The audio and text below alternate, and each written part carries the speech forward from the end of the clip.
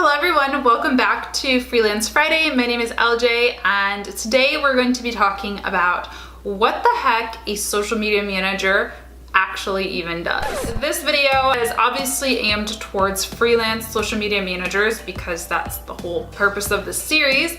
But if you are looking to become a social media manager like in the corporate world, work a 9 to 5, that kind of thing, this might also be helpful for you too, so stick around. So number one, the first thing that a freelance social media manager does is consult and work on the social media strategy with the client. So what I do when I have a prospective client is I have a type form sheet that I have typed up and ready to go for prospects, and I'll email that over to them, ask them to fill it out, and pretty much what the type form asks for is links to all of their existing social media profiles, kind of like their goals, what they want to do with social. Do they want to increase sales, which is usually number one, but beyond that, do they want to, increase brand awareness? Do they want to increase brand awareness in a specific area or a specific market, a specific demographic, and other things like budget and, any other ideas, comments, questions, that kind of thing. Once I have that information, I take a few days to go through and do a full audit for them. So I'll look through all of their social profiles, kind of identify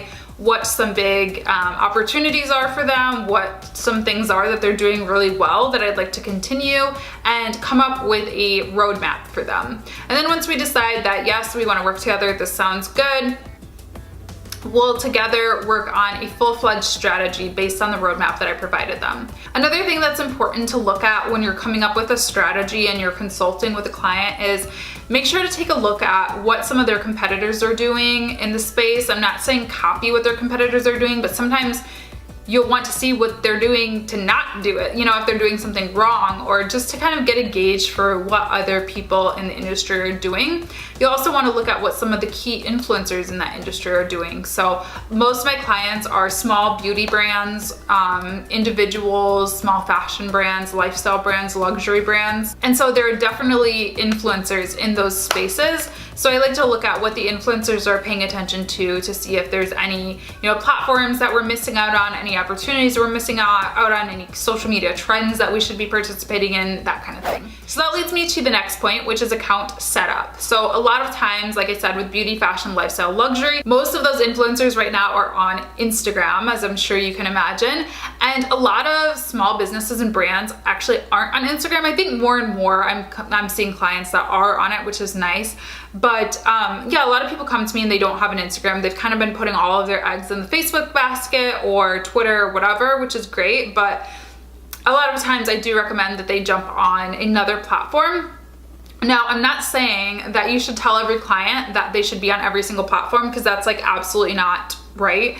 You should definitely be encouraging your clients to be on the platforms that are right for them. So, Instagram doesn't make sense for a law firm. Like, I just don't ever see that making sense ever. And then vice versa. I mean, some companies are just so young and so niche down that like other platforms, like more traditional platforms like Facebook, doesn't really make sense. Now, I will say I pretty much recommend every client has a Facebook page, if for no other reason than just searchability, and Facebook's kind of like the yellow pages of yesterday, But I digress. If I think that they should be on another platform and we decide that's a good option, a good move, it's feasible, it's realistic for everyone involved, then I go ahead and get them set up with one. That obviously involves a little bit of copywriting, coming up with the information in the bio, and coming up with the profile picture, coming up with sort of a launch plan. So using Instagram again as an example, I wouldn't want to just say, okay, just start an Instagram and post like a random picture today. We want to have like a good bank of images that we can start with, and post those kind of all at once or in batches, so we have like some content to get started. It might include identifying an ad budget to get started with. Again, like if you're starting from zero, it might be a good idea to just throw a $50 page likes budget behind a Facebook page or something like that. That's up to you to decide. You're the expert, but those are all things that you have to consider with a account setup. plan. With that said, you know, Facebook is probably the most complex platform to start with. Facebook and LinkedIn, they're the most detail heavy. There's a lot of different layouts you can choose from for Facebook, that kind of thing. So just keep that in mind when you're like pricing this, when you're setting aside time in your schedule, that, you know, if they don't have a Facebook page, that's going to take a little bit of time. That might be a different cost for you depending. Next point is account management, and this is probably like what most people think of when they think of a social media manager, is like a social media account manager. So that involves actually scheduling the post, planning the post, optimizing the post, you know, finding images for the post, you know, posting videos, re-sharing, retweeting, liking, responding to comments, customer concerns, all of that stuff. So that's what account management is in a nutshell. So I always recommend, I mean, if you have a business, if you're a freelancer, you should definitely have some kind of social media management tool that you use, especially if you're managing multiple clients, which, you know, most of us do, or at least that's a goal that we will. So there's a few different tools out there. A lot of them are very affordable for small businesses. So I'll briefly go over a couple of them that I have used, do use. In addition to scheduling posts, which is a job in itself and takes a lot of research, takes a lot of time, then you also will need to engage and respond. So I always ask my clients for kind of like a customer service 101, like what are some common questions that you get? What are some, what answers do you want me to provide people? What links do you want me to provide people? Is there like a number? Like all of those details you want to have documented somewhere so you can easily reference. So if people have questions like, you know, my mascara broke, or, you know, I didn't get my shipment, what do I do? Because I'm not a shipment person, so I need a response to provide them. Even if it's just something as simple as send an email to this email address. All of those details need to be worked out because customer service is really important.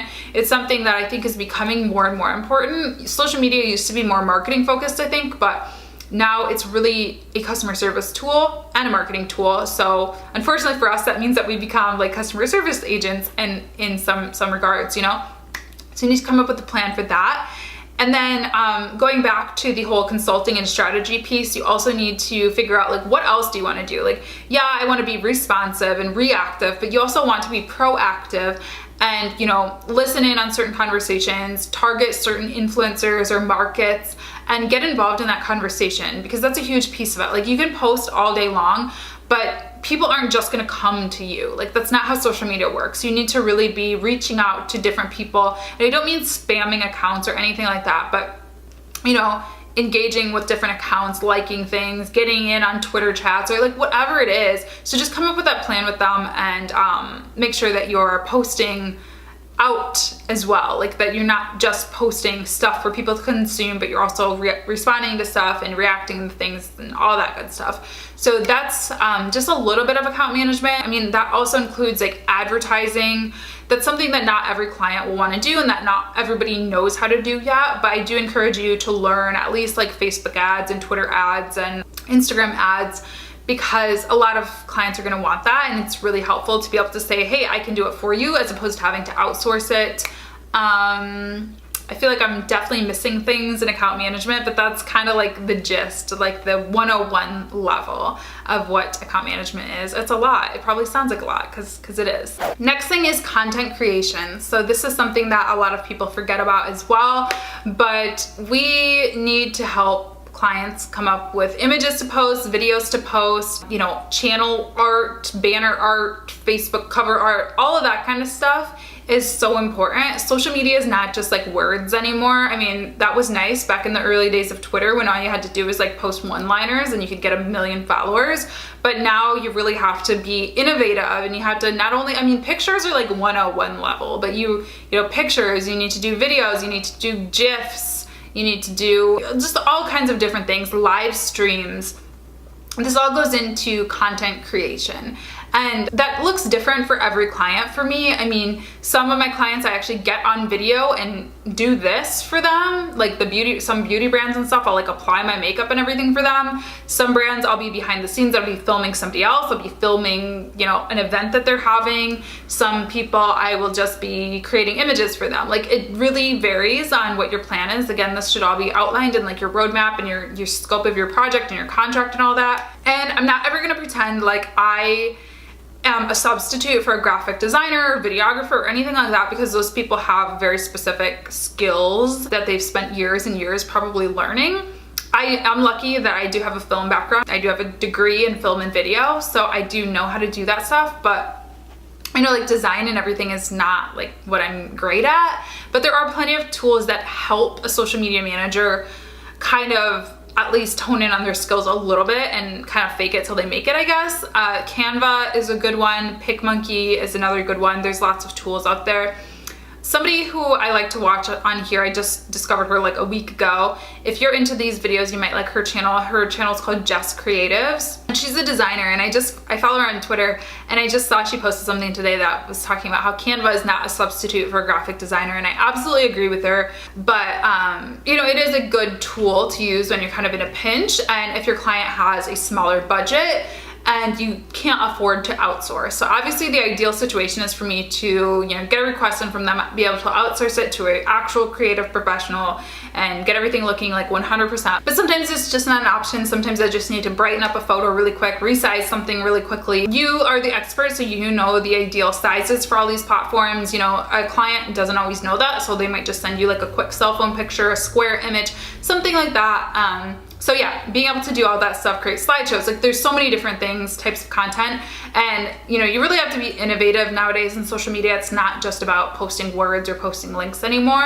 And then the last thing, well, I mean, we do a million other things in between these 5 points, but this last critical point, in my opinion, is reporting and analytics. So this is again one of the reasons that I am choosing to try out PHILLIP, because they do have built-in analytics that look really good.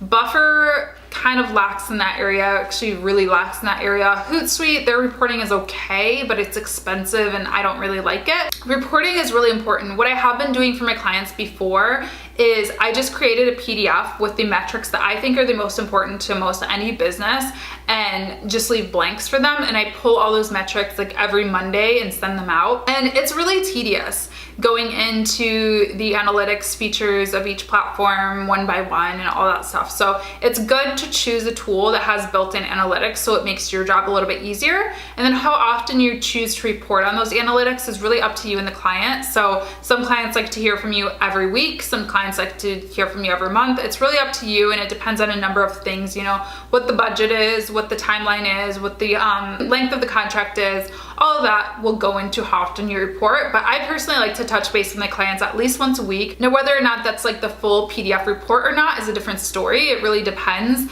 but I do like to at least touch base and say like, hey, here's how this campaign's going, that kind of thing. Honestly, some clients don't care. Some clients do not care to hear metrics and numbers and analytics. You know, my opinion as a business owner, I think they're super important and I would want to hear them. But if for nothing else, it's good to pull analytics so you know how you're doing. Because at the end of the day, the point of your job is to help them build their business and, you know, obviously increase revenue and sales and all that stuff and awareness. And so how are you ever gonna know how you're doing if you're not like pulling numbers and actually seeing for yourself how you're doing and what types of content is working, what kinds of, you know, hashtags are working, what, all of that kind of stuff. So it's good to pull analytics. My 2 best tips on analytics that I've heard recently on various podcasts. Number 1, don't underestimate the power of the native analytics. So for Facebook, it's called Facebook Insights. Twitter is Twitter Analytics, I believe. Instagram is just Instagram Analytics. YouTube Analytics, that kind of stuff. Like whatever the platform analytics are.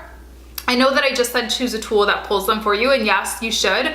But I also recommend getting in and looking at the native analytics once in a while as well, because you know, things can get lost. Like tools don't always communicate so well to each other, so you can lose posts, you know, tools can mess up. I've had analytics tools mess up a lot for me and give me like wacky numbers that are absolutely false. So looking at the native analytics are like the most reliable source. Also, building onto that, the second tip that I heard recently was pay attention to what those native analytics shows you, like when you first click into them. So like when you first click into Facebook Insights, what kind of information is it giving you?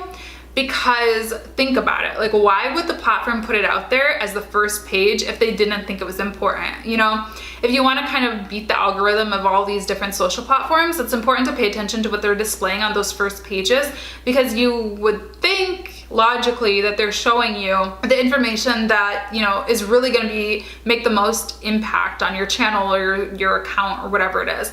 That might not be true. That's kind of just a theory, but I do think that's important. They're putting like the most important information out there on those first pages. I have filmed a few different episodes and I just scrapped them because I really want this series to be helpful for you guys. I don't want it to just be like regurgitating random tips that I've heard on the internet.